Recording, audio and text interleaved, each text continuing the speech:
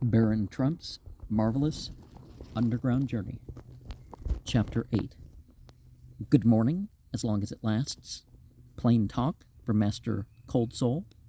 Wonders of Goggleland. We enter the city of the Mchamenkes. That's spelled with 3 Ks. 2 and then 1. Brief descriptions of it.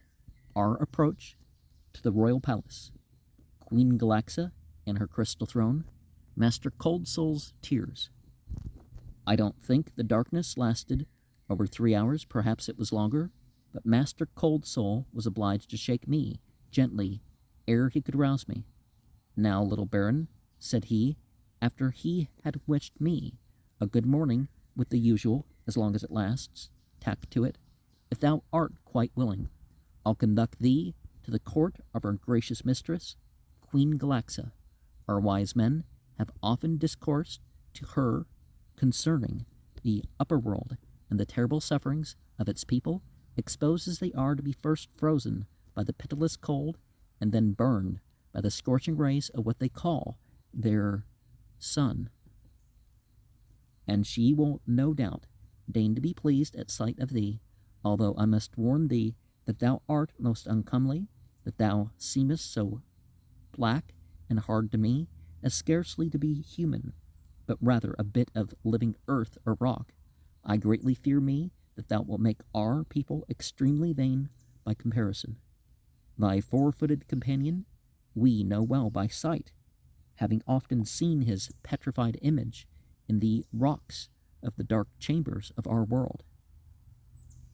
Master Cold Soul, said I, as we walked along, when thou gettest to know me better, thou wilt find me more comely, and although I shall not be able to show thee my heart, I hope to be able to prove to thee and thine that I have such a thing.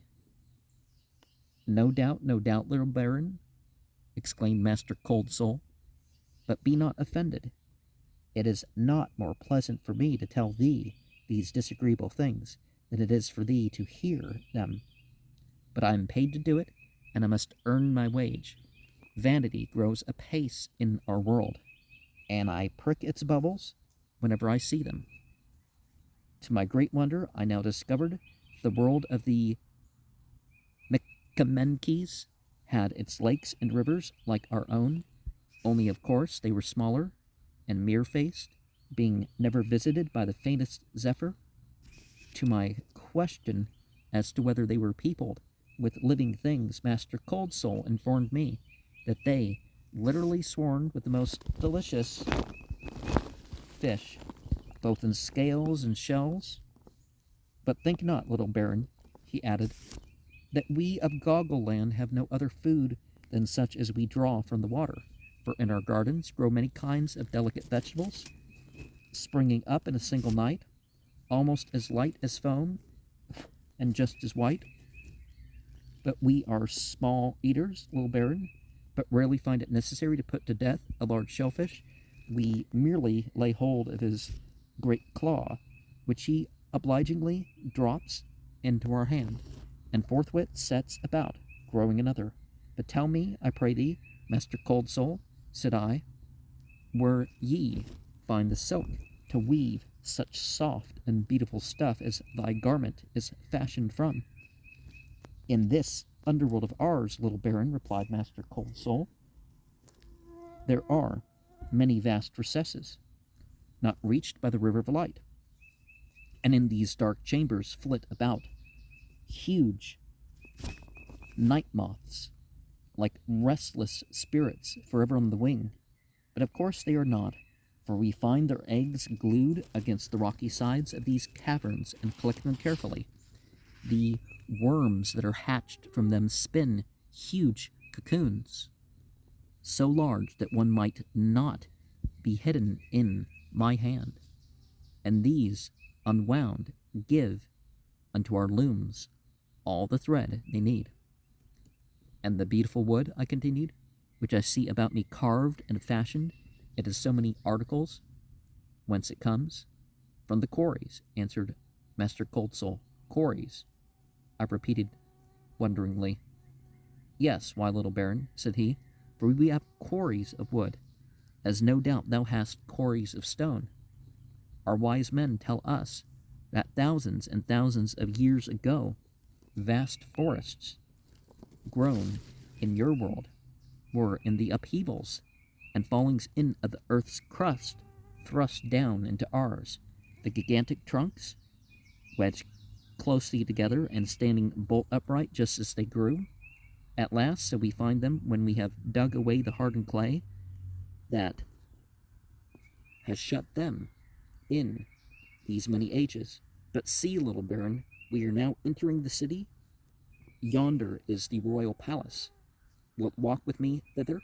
Ah, dear friends, would that I could make you see this beautiful city of the underworld, just as it showed itself to me then, spread out so gloriously beneath the glittering dome, in vaulted corridors, from which poured down upon the exquisitely carved and polished entrances to the living chambers of this happy folk a flood of white light, apparently more dazzling than our noonday sun.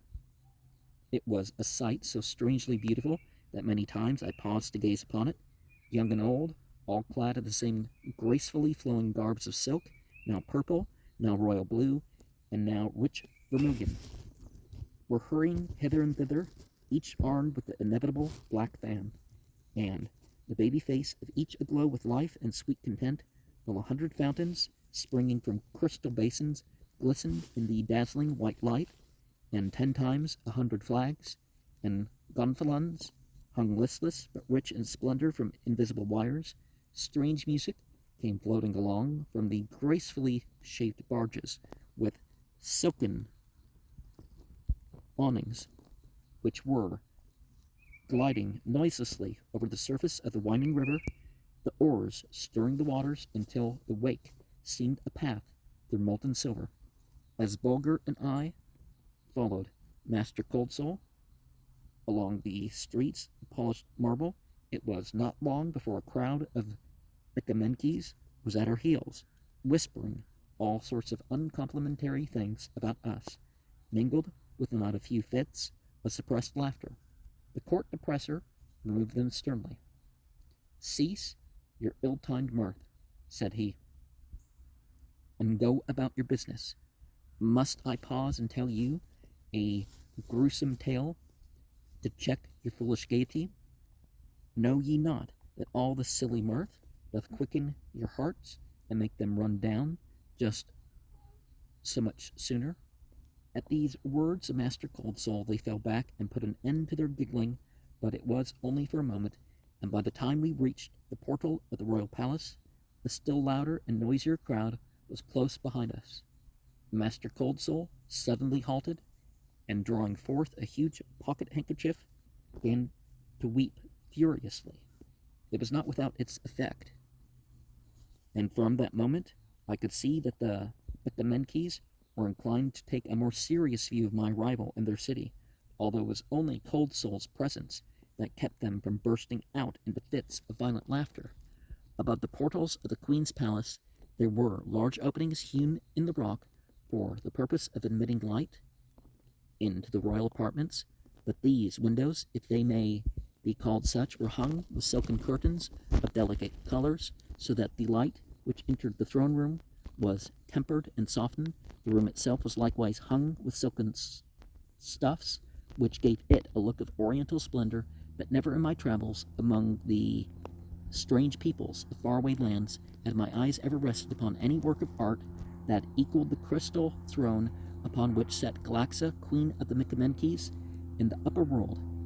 Most diligent search and in the upper world, most diligent search had never been able to unearth a piece of rock crystal more than about 3 feet in diameter, but here in Queen Galaxa's throne, 4 glorious columns at least 15 feet in height, and at their base 3 feet in diameter, shot up in matchless splendor, their lower parts shut in spangles of gold that glittered with ever-varying hues as a different light fell upon them.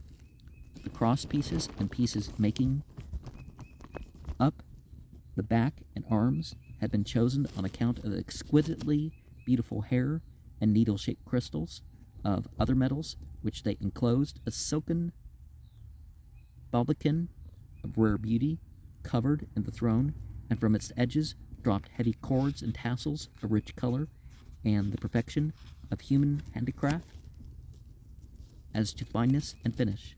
At the foot of the throne sat the young princess Crystallina, and standing behind her and engaging in combing her long silken tresses was her favorite waiting maid, Damoiselle Glowstone, while around and about in files and groupwise stood lords and ladies, courtiers and counselors by the dozen. As Master Coldsoul advanced to salute the queen, a throng of the idlers who had followed at her heels crowded into the anteroom with loud outbursts of laughter. The court depressor was greatly incensed, and turning upon the throng, he began weeping again with wonderful energy. But I noticed that it was nothing but sound, not a tear fell to obscure the crystal clearness of his eyes. Then he began chanting a sort of song which was intended to have a depressing influence on the wild mirth of the Micamenkes. I could only recollect one verse of this solemn chant of the court depressor. It ran as follows: "Weep, Micamenkes, weep, oh weep, for the eyeless man in the city of light, for the mouthless man in plenty's bowers, for the earless man in music's realm, for the noiseless man in the kingdom of flowers. Weep, Micamenkes, weep, oh weep."